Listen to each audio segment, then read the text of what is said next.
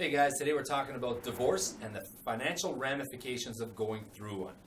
So if you happen to be going through one or you think you might be going through a divorce, I know it's not pleasant, but at least you can start to consider all the financial moving parts that need to happen when you are going through this. So a lot of things are happening, and obviously the change of plans is a big one.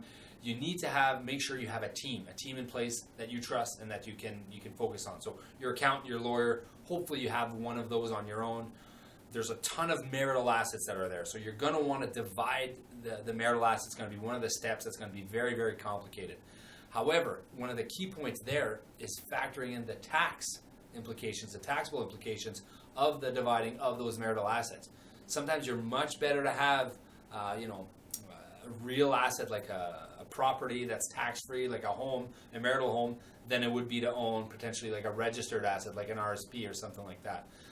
Factors that you definitely have to consider. You're going to go through this split. You're going to have pensions. You're going to have to consider all of these pensions potentially in Canada. How much of each do you have access to? Do you have access to the future cash flow? Are you doing an NPV, a net present value, on those pensions in order to figure out what they're worth today?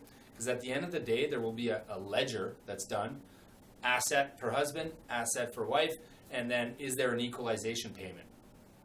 It's complicated, trust me. The RESPs, has that been factored in? Is that being taken care of? Who's going to be the trustee for the RESPs? And how are you going to function that on a go-forward basis, especially if the kids are still young age? You also have to talk about probably the most important part that I would think is, what does the retirement look like? The retirement for a couple is significantly different than retirement for a divorcee.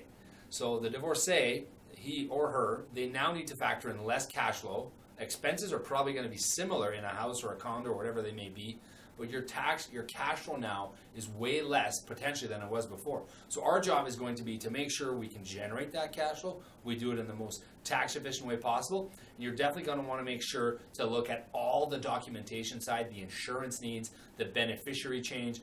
You're going to want to make sure that you've looked at the liabilities. You've looked at any joint bank accounts that have been taken care of. So there's unfortunately a laundry list of things that you need to go through, and it's some of the stuff that can easily be forgotten. And the worst case is you forget one of those, and next thing you know, you're jointly held liable for something with your ex.